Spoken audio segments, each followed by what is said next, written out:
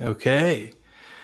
Hello and welcome to The Edge, presented by the Bluntness. I'm your host, Gregory Fry, executive editor over at the Bluntness, and today we have a very special guest, Khari Edwards, head of corporate and social responsibility at Air Wellness.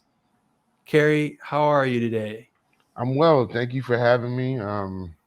I'm a little bit jealous that you're in Greece, but I'm excited to be here.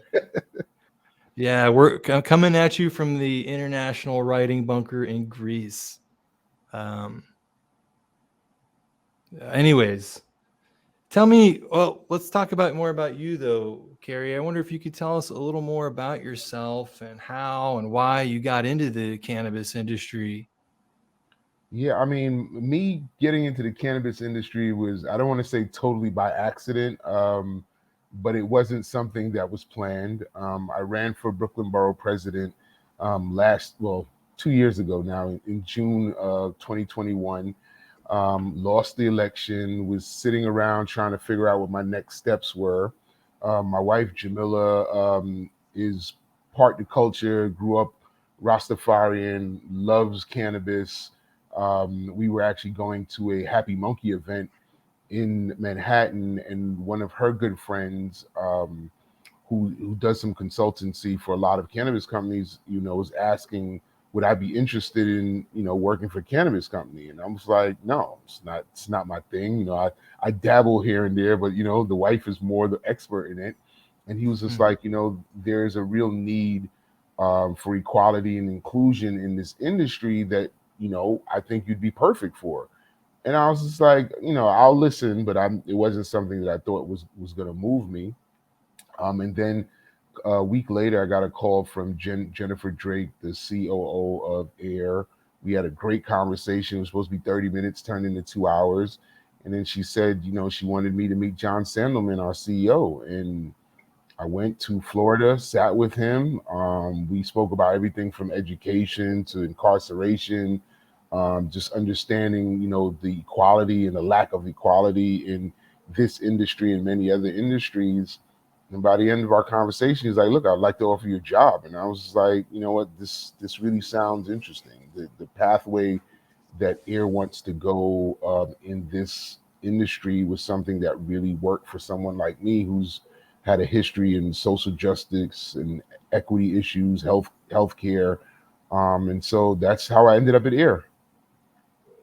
How long have you been at the position? I don't have the exact number because I was telling folks I think I'm my 400th day, but a Mhm. little over a little over a year. Started Yeah. in November 2021.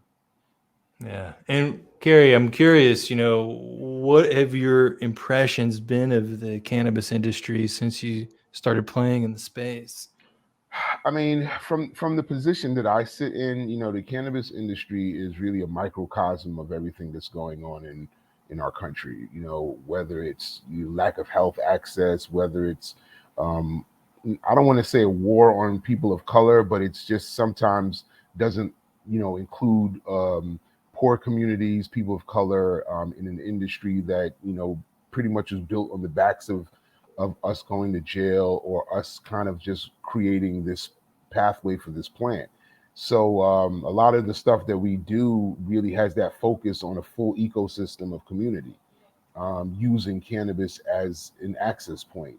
So when we talk about, a lot of things you hear about, why are people of color, being locked up for this? Why are people of color not being able to reap the rewards? It's really just a microcosm of what goes on, you know, overall in communities. So that's the approach that we take social, corporate responsibility and inclusion in that same vein, but also understanding it is a business and how do you now merge the two. Yeah, I've said that exact same thing about cannabis being a microcosm on every level, it seems. But I want to get more into your work specifically. I wonder if you could talk more about your role at Air Wellness and what you're focused on today, the current challenges, and the bigger vision. I mean, when I look at some of my counterparts and some of the other MSOs, I don't have the same I don't feel I have the same challenges, right? I was really told by John Sindelman, I'm going to give you a blank canvas, not a blank check, but I'm going to give you a blank canvas to really do the work about people. We have a motto and a moral mission that we live by called Force for Good. And so his desire really is to, one, use this new industry, the money that comes in, the publicity of it all, and really change lives. So what we've been able to do around education and again incarceration, you know, uh, this coming February, as we did it last February, and I hope to do every February that I'm here, we have a National Expungement Day, and we call it Changing Legacies. And that National Expungement Day is over all of our platforms, our 9 states that we're currently operating in. And we do one weekend. This weekend will be February 25th and 26th, the dates, but we just go to every community that we serve, and we invest in doing expungement day with our local partners. And last year we expunged close to 1,500 people in that one day. And so this hope is that we go up to 3,000 because we have more partners and obviously a bigger footprint. But the things like that make it really rewarding because, when we did it last year in New York, a gentleman said, I don't have metal handcuffs anymore. I have paper handcuffs. I'm not allowed to get a job. I'm not allowed to, be a man to my family. And those things really resonated with us. And so these are some of the things that we've been really pushing forward and making it one of our pillars, the social justice aspects of it. Because, once you're expunged, you're allowed to go back in the house. And once you're expunged, you're allowed to like apply for Medicaid and Medicare. And these are the things that, folks are just basic essentials. Um, and then one of the other things that we're really proud of is our Seeds to Success program. Like I sit as the only minority in the C-suite of AIR, and we hope to change that. We hope to change a lot of those impressions, get folks who want to be executives in this business, get them trained up, give them technical assistance if they want to be owners.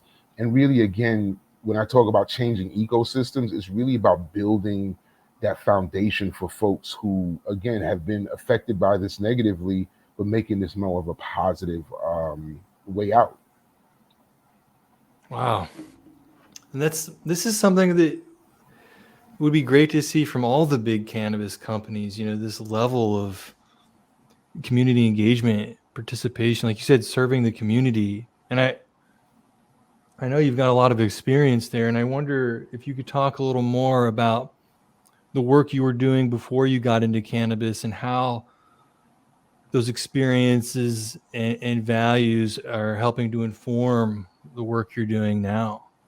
Yeah, I mean, I started in this world of public service in probably 1994 or five. I was still in school. Ended up working with a social service group called FEGS, Federation Employment Guidance Services, which was a huge not-for-profit. And then from that standpoint, my mom, who recently passed, she recommended me to an elected official named Nick Perry, who actually is the ambassador of Jamaica now, which is kind of cool.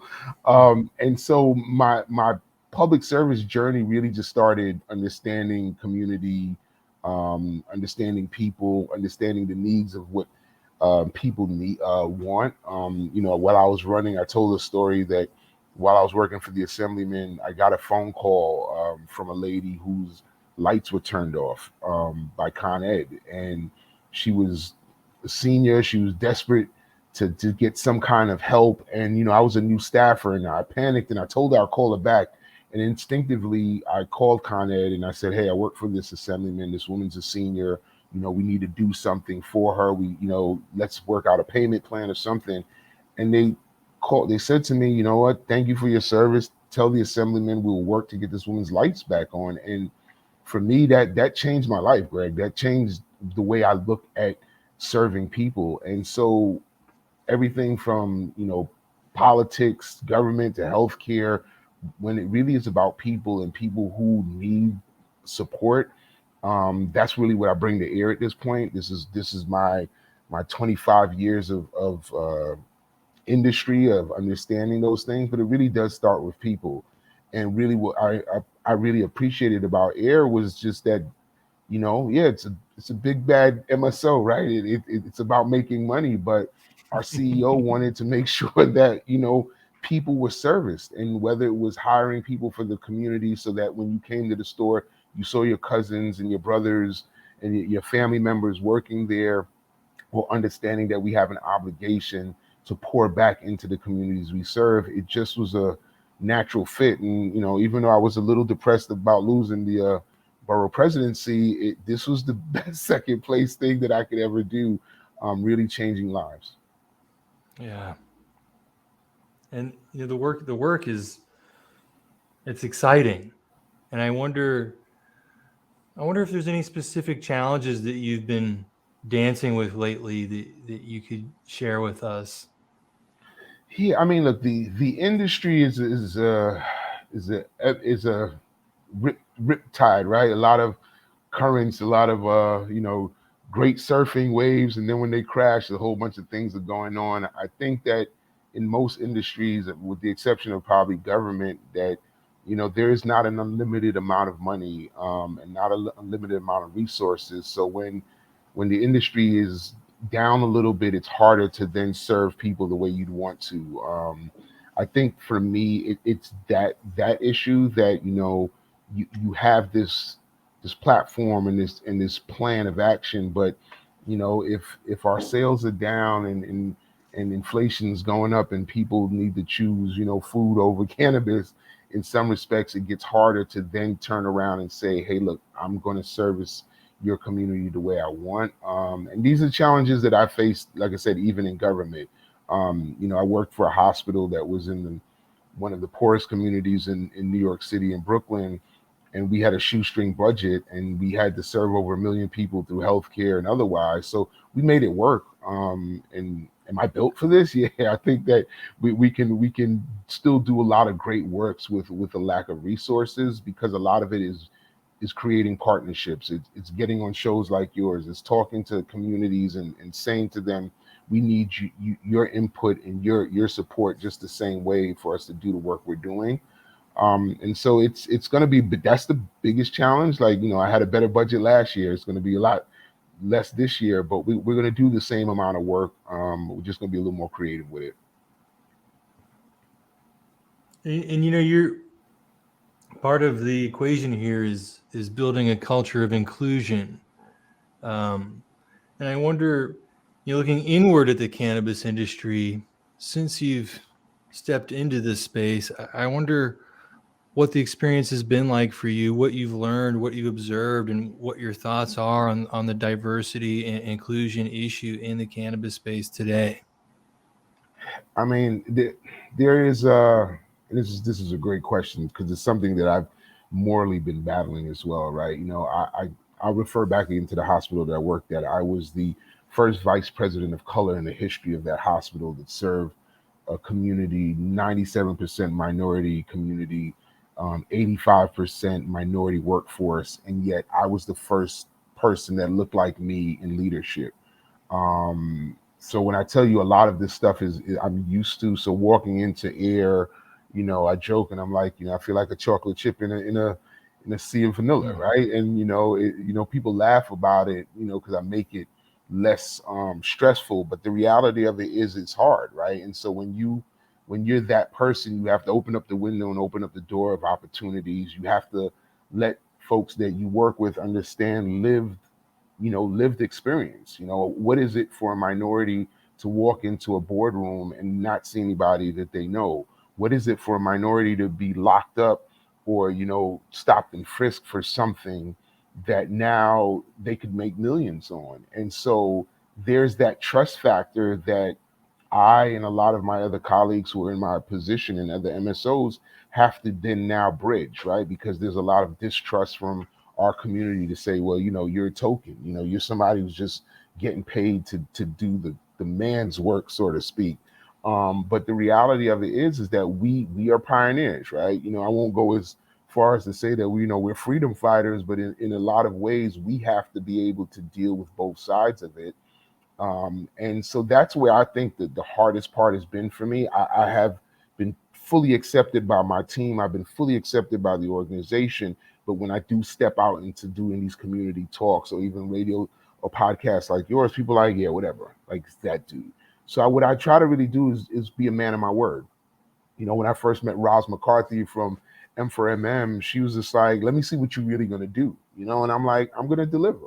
And if I can't deliver, I'm going to be honest about it, because I do think in every relationship, communication is the number one key. But even from a hiring standpoint, right? Why don't we get more minorities to come and be bud tenders or cultivation? Because we don't understand that there's a pathway for us in this industry. And so that's really up to me. That's really up to me to be on more of these podcasts for folks to show my face. And just really quickly, one of the more moving moments I had, I went to our air wellness facility in Union, New Jersey. And there was a young brother there, checking people in. And he's like, "You Khari Edwards, right?" And I was like, "Yeah." He was like, "I saw a podcast that you were on, and I would have never gotten into cannabis. And I decided to apply for air." And he was like, "So I thank you for allowing me to be here." And I was like, whoa. Hmm. So those are the things that we get to see. The responsibility does hurt. The responsibility is heavy. But these are the things that we get to see in cannabis. And even in New York, my hometown, like I'm in Rochester today doing this, but understanding that we have to really lay that groundwork down for folks to know that this also can belong to them. I I appreciate hearing all of this and learning. Um, these insights are so valuable, and I just when I hear you talking, man, I could listen to you all day expounding upon the nuances of what it's like to walk in your shoes as a minority, because I want to learn. But I wonder, you know, what advice would you give to other minorities who are looking at the or in the industry, or want to get in? We need more diversity. There's a total lack of it, and I'm really curious what kind of advice you would share with people. I mean, it's funny you say that, because I again, not being from this culture of cannabis, but being that having the responsibility of being one of the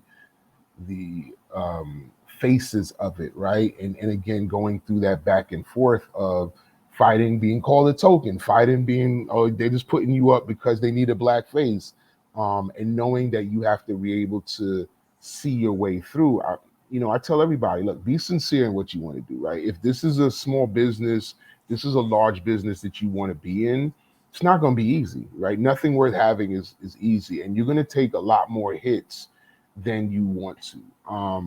I tell folks I owned a laundromat when I was 26 years old, probably 24, right before 9/11, right? And I was like, I had staff, everything was good. And as soon as 9/11 happened, no one wanted to wash clothes. My staff didn't want to come into work. And I had a full-time job, and then I had to go and work 14 hours on top of that full-time job to open my laundry, to keep my laundromat open. And I was like, that's it. I quit. I don't want to do this. I'm young. I want to date. I want to hang out. I want to drink. I want to party. And I don't think a lot of folks understand, outside of just having to break barriers to succeed in this business, that you have to be dedicated to the work that you're doing. And again, I'm up in here in Rochester, right? Then I'm in Boston to that tomorrow. Last month I was on a plane for 9 straight weeks trying Hmm. to then do the work. And so if you really believe in this culture and what you want to see in it, it's going to be worthwhile. I mean, I remember Diddy in an article when I was growing up was like, he slept 2 or 3 hours a night while he was trying to build Bad Boy, right? And so using him, no plug for him, but I'm just saying, understanding that there is a level of sacrifice that you have to have, and even more as a minority, because you're going to take a beating. The door's going to be closed. People may want to use you for just thinking of social equity programs, but if you really stay the course and this is what you want to do, I mean, I give kudos to my wife. Like, she wants to do this, right? And so even though I'm sitting on the MSO side, she's like, you know, she's hustling and she's talking about it and she wants to create a brand and she's creating a brand. And every time I say, you want me to help you? She's like, no, I don't want your help. I want to do it myself. And that's the kind of dedication you need. But then you also have to be able to say, I do want help. I need to go to Khari Edwards or Gregory to be like, hey, look, how can I use your influence to move things? And I think once we keep knocking at the door will fall down eventually. You know that you mentioned your wife wanting to build a brand, and uh, a question came up. I wasn't planning on asking you, and I don't know how much you've thought about this, but when we talk about building a culture of inclusion, I wonder how much of how much of your thoughts go toward uh, getting the MSOs and the legacy people working together rather than trying to fight each other.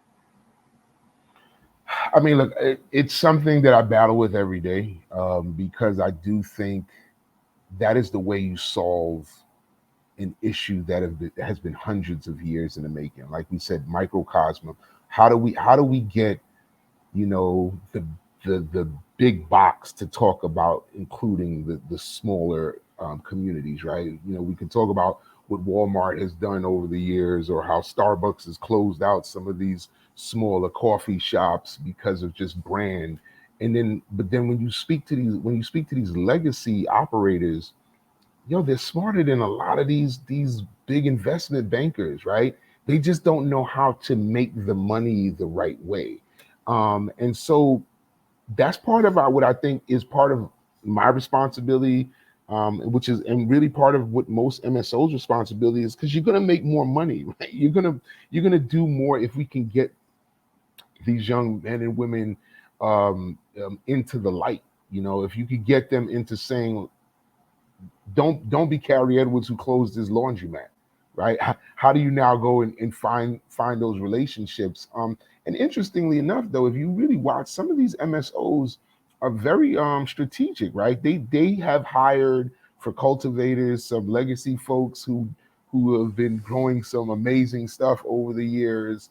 Um, they're folks who have small businesses that don't want to do the rigor of it, and then we've come in and have become partners in that. And when I say partners, we have to be real partners, not take these young people's businesses. But I also think there has to be a part of legacy that wants to be able to understand that you're going to have to pay $80, versus the dime bag for an ounce. Like, and some of them don't want to deal with that. And so, but the ones that do, I think that we need to open up a pathway and a conversation. And I'm committed to doing that. Like I said, New York is one of the biggest legacy markets around, and some of these folks are genius, like chemists, mathematicians, stayed out of jail, not necessarily card applicants, didn't get caught. How do we take that power and harness it the right way? And so, yeah, I mean, I'm with you on that, right? I don't have the full control of it, but I would like to see, and I want to give a shout out to Senator James Sanders and Marvin Harlan in New York State, because they've started to do MSO legacy um, conversations like once a month. Like, the legacy guys meet the MSO guys, and we get to yell at each other and talk about what we're not doing. But the reality of it is that no one's going to succeed unless we do create these real partnerships. Because if you're a great legacy operator, Gregory, I'm never going to be able to outsell you, right? You have 5,000-6,000 people on your docket, and they've been trusting you for years. That becomes brand loyalty for us, right? If Gregory becomes part of our organization and he's running his own dispensary, and we're just supporting him. Now all of a sudden, Air has 5,000-6,000 more people who are coming into their shelves. And so, but that is one of the issues that I do see comes up a lot. I'm not fully versed in how it is. I can just present from my standpoint where I feel that we should go. But I know that my company is really moving towards that needle of really creating partnerships. One of the partnerships that I'm really happy with is our cultivation partnership in Connecticut. We partnered with Tiana Hercules. She's 65% owner of this business. Um, somewhat of a legacy operator, but understands business as well. And for us, it was a no-brainer, and we're excited to start building our cultivation in Connecticut with this young woman of color leading the way. Excellent. That's excellent. The open-minded approach is so important because when the two sides fight each other, it's Prohibition 2.0, Yeah. and which we definitely want to avoid. And Yeah, I mean, no one will be locked up, but there will be a lot of people whose homes will be hungry and shelves empty because this is how people still feed their families. And yeah. we really have to work harder on a global scale to really get that partnership going. Now, I know you're a problem solver, and I want to ask you your thoughts on the social equity challenges in cannabis today. I mean, again, that's I appreciate the moniker, working hard to make that a reality. Um, but like I said, the life challenges that we have as just a community of people is the big thing, right? We have to trust the process, and like I said, MSOs play a big role in that. We have the money, right? We have the access. How hard is it for a young man or a young woman to of color to come in and say, "Hey, I want to be a part of this business. I know how to grow. I know how to sell. I know how to transport," and for us to now invest in them. I think the biggest part of social equity is capital, and not only is it financial capital, it's just human resource capital. How do we have enough of these conversations and have enough of these rooms where people really want to come in and learn, and how much of us from an MSO standpoint really should give the technical assistance. Tanisha Victor, woman of color, fellow Trinidadian, is head of our emerging markets in air. And whenever she speaks in rooms, like, people give their cards, and she's full of information. Come talk to me. How can we help you out? There's some social equity applicants in New Jersey that have come to her, and she's come to the big boss, and big boss is like, let's help them. There's not enough of that going on. And so there's also responsibility that once we invest in you, you need to pay that forward, right? Because we tend to be like, mine, mine, mine. I got this money. I got this you know this company going. I have this dispensary. I have this cultivation. Now I'm just going to make money. But the way I live my life is that we got to pay this forward, right? And so anybody I help, my expectation is I don't want to thank you. I want you to help someone else, because that's really how we solve the issue. But we have to break out a lot of those stigmas of just being like, okay, I made it. They helped me. I'm not going to help anybody else. But that's a greater thing to solve, Greg, because that's world peace. Right? That's how we should all Yeah. live. But when money's involved, it's a harder place to go. But that's my way of looking at it, to try to start solving it by allowing people to start paying their blessings forward. Yeah, that's important. And we've talked about a few of the key challenges in cannabis, and really the last thing I want to ask, just to wrap this up together, is what inspires you about the cannabis industry? Having coming in from lack of a better word, being an outsider to the cannabis space. What is it that inspires you about the space, and especially looking into the near future? I mean, this is a frontier for communities of color to really make a mark financially. Um, Done right, done the right way, right? And understanding the sacrifice. We can make millionaires or 100,000aires, right? Because my wife jokes, look, we're rich, right? We have three wonderful kids, we have a house, we have a car. Like, we're not millionaires, but we're 100,000aires, right? So we're happy. But this is an opportunity to, one, undo a lot of the wrong that has been done to people of color in poorer communities, not just people of color, poor white communities as well. This is this opportunity, and then also the excitement of it, right? I haven't seen excitement like this from, like, a global standpoint. Like, I traveled 9 states, and people are excited about the opportunity. And when you have opportunity, you have hope. And I think that's where um, I would love to see this go, right? Because you have people who are like, I'm going to invest my last bit of money into this so that I can see how this return works. Or you even have seniors who are like, I'll invest in my grandchild because this is important. Or even just understanding the medical aspects of it. What we've been doing is we've been traveling the country, rubbing seniors down with cannabis solve and watching their arthritis go away for a day. And people are just excited about this industry, and with that comes, like I said, that opportunity and hope. So I think that as long as we can keep this enthusiasm, keep this inclusion, have platforms like yours to talk about it and folks to really listen to it, then we're in a good place. But this is, I feel, our last frontier of a full inclusionary piece. One, because of where we came from with the prohibition, two, the opportunities, and three, the hope. Nice. Khari, is there anything else you'd like to add before we go? Just thank you. I want to thank you because again, what you're able to do, and the amount of people that will see this will again be able to pay a lot of this forward.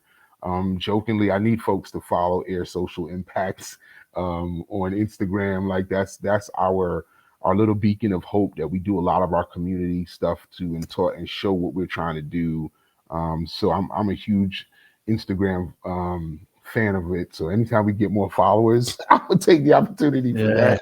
that. But just keep knocking the door down, Greg, man. Just keep like telling the stories. I always talk about on the Underground Railroad. The reality of it is was more about the stories of what Harriet Tubman did that led a lot of people to the Freedom Trail. And so for you being like this real foresight of information, I really appreciate you taking this time to allow a brother from Brooklyn to speak today.